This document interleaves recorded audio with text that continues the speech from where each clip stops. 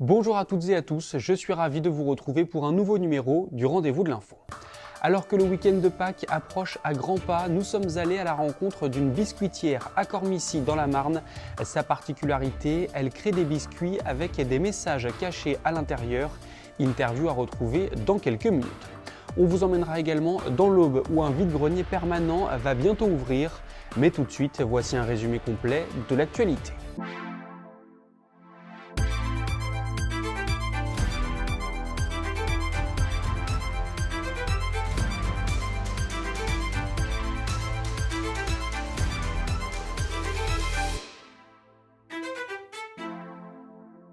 Un rassemblement contre l'extrême droite a eu lieu ce jeudi place Museux à Reims.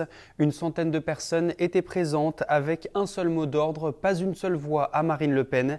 Cette initiative des étudiants de Sciences Po s'est accompagnée de prises de parole d'insoumis, de jeunes avec Macron ou encore de membres d'associations militantes. Une collision entre une voiture et un poids lourd s'est produite sur la RN4 entre les communes de Coul et de Soudé ce mercredi après-midi. 2 personnes sont décédées, une troisième est en urgence absolue. La circulation est restée bloquée dans les deux sens jusqu'à ce que la gendarmerie et les services de la direction interdépartementale interviennent. Autre accident, cette fois-ci dans les coteaux d'Ailly-Champagne. Une cycliste a chuté au moment où elle croisait un camion.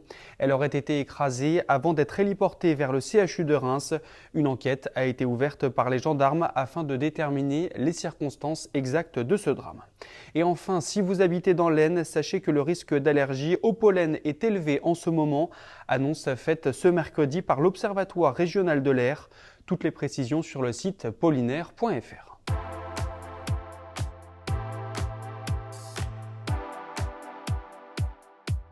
Nous sommes à quelques jours de Pâques et vous cherchez peut-être une idée originale pour offrir des chocolats et autres biscuits. À Cormicy, nous sommes allés à la rencontre d'une biscuitière qui cache dans ses productions une petite surprise. Bonjour Ophélie Frappard. Bonjour Antonin. Merci de nous accueillir ici chez vous dans votre atelier. Est-ce que, avant qu'on développe un petit peu plus le sujet, vous pourriez vous présenter en quelques mots? Oui, alors je m'appelle Ophélie, j'ai 34 ans. À l'origine, je suis préparatrice en pharmacie. J'ai créé l'entreprise en 2020 en continuant à travailler. Et en fait, ça a germé pour mon mariage. En fait, je cherchais une idée un peu originale de faire ma demande de témoin pour mes amis. Et comme je suis une pro de pâtisserie, j'adore ça et j'ai fait déjà des émissions de pâtisserie avant, je cherchais quelque chose de gourmand justement qui amène une surprise parce qu'elle ne le verrait pas venir et du coup qui ait un message à l'intérieur. Donc il y avait « Veux-tu être ma témoin » à l'intérieur. Et donc ensuite, racontez-nous un petit peu la chronologie, à quel moment vous vous êtes dit, bah voilà, je veux vraiment me reconvertir et je veux en faire ma vie.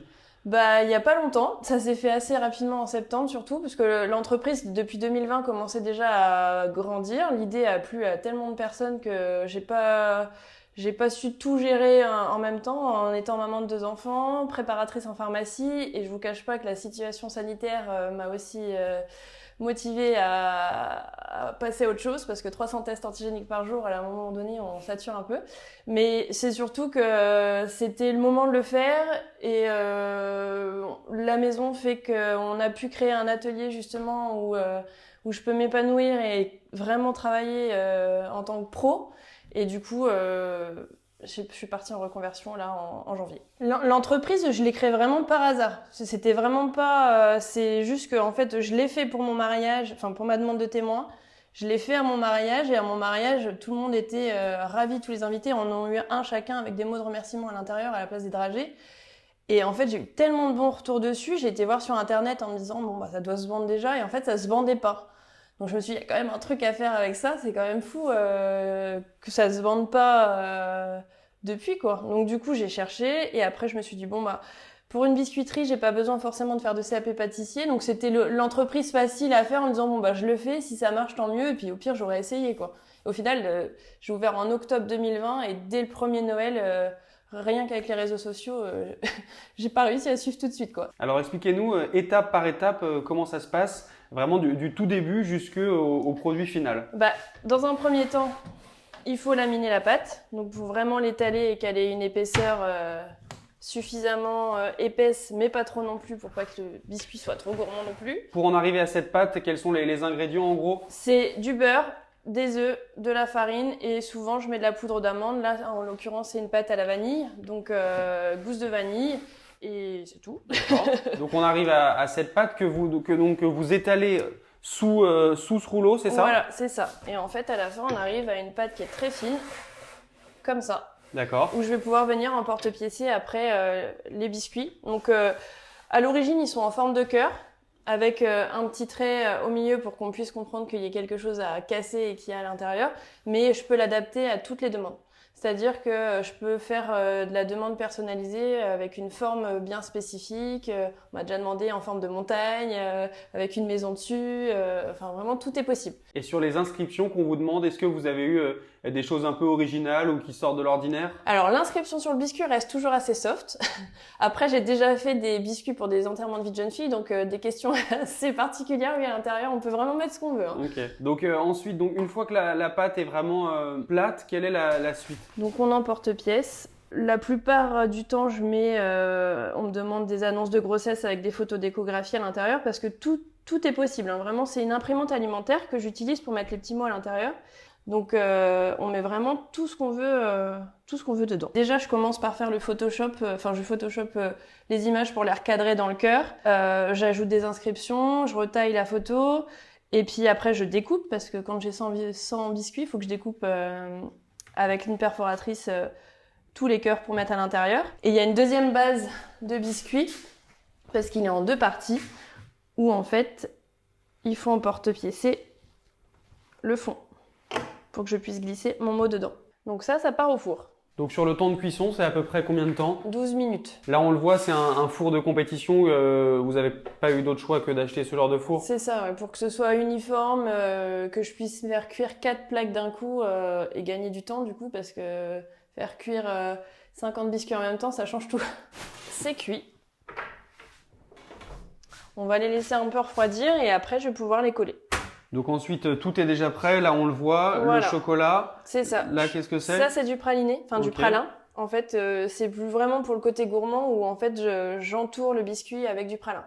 D'accord. Et à chaque fois, à chaque événement, je fais des saveurs qui sont exclusives. Donc, j'en propose toute l'année parce que tout est commandable sur le site internet. Et en fait, pour des biscuits sur l'année, voilà, on peut choisir praliné, framboise, noix de coco, des saveurs type classique, on va dire. Et pour les événements, là, il y a la fête des mères qui approche. C'est pareil, je vais faire des saveurs qui ne sont pas accessibles toute l'année pour que ce soit vraiment des choses gourmandes et un peu originales. Sur les commandes que vous avez, c'est principalement du local, j'imagine? Oui et non, parce qu'avec le site internet, c'est déjà parti dans le sud. J'ai déjà fait D'accord. partir 150 biscuits dans le sud pour un mariage et ils sont arrivés nickel. C'était Ouais. ma grosse hantise qu'ils arrivent cassés, mais non, on peut envoyer partout en France. Est-ce que vous pouvez nous montrer ensuite alors les différentes Ouais. étapes? Donc l'étape, du coup, déjà dans un premier temps, une fois que j'ai imprimé, je découpe. Donc là, c'est une annonce de grossesse pour un futur papa. Donc je colle tout le tour du biscuit. Hop, je viens mettre la surprise à l'intérieur. Je recolle autour, c'est surtout ça pour que la garniture elle tienne autour.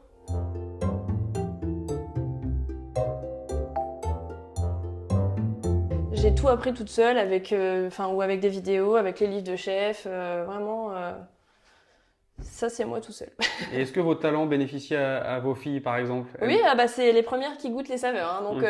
c'est les premières qui me disent si c'est bon ou pas. Donc elles sont en premier lieu et puis elles mettent la main à la pâte aussi sur l'étiquetage, l'emballage.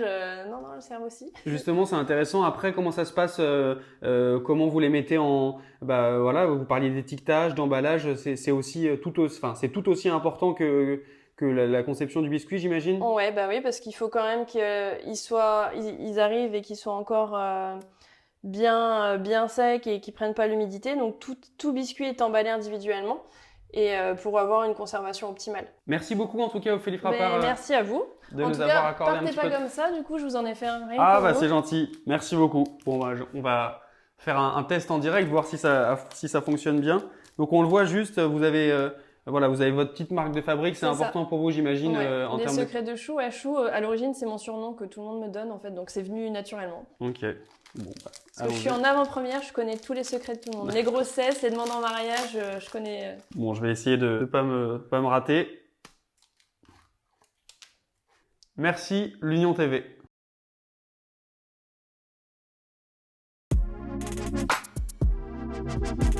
700 mètres carrés, 180 stands et un concept importé d'Europe du Nord. Un vide-grenier permanent va bientôt ouvrir à Saint-Germain dans l'Aube. Les précisions avec la rédaction de l'Est Éclair.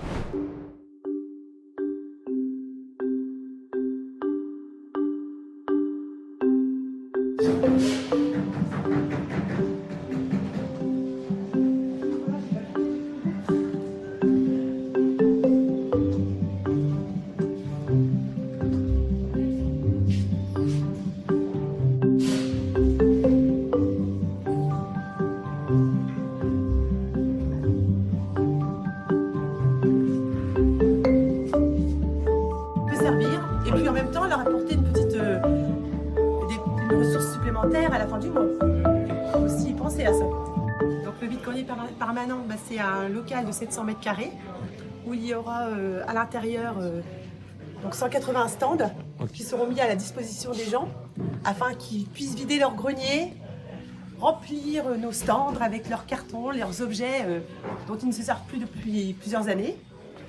Et ainsi répondre à toute cette demande écologique qui est actuellement. Voilà.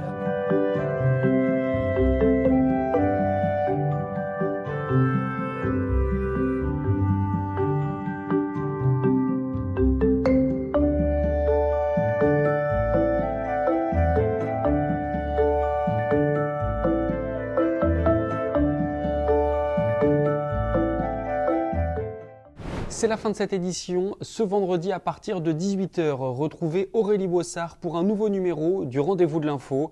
D'ici là, l'actualité se poursuit sur nos différents sites internet.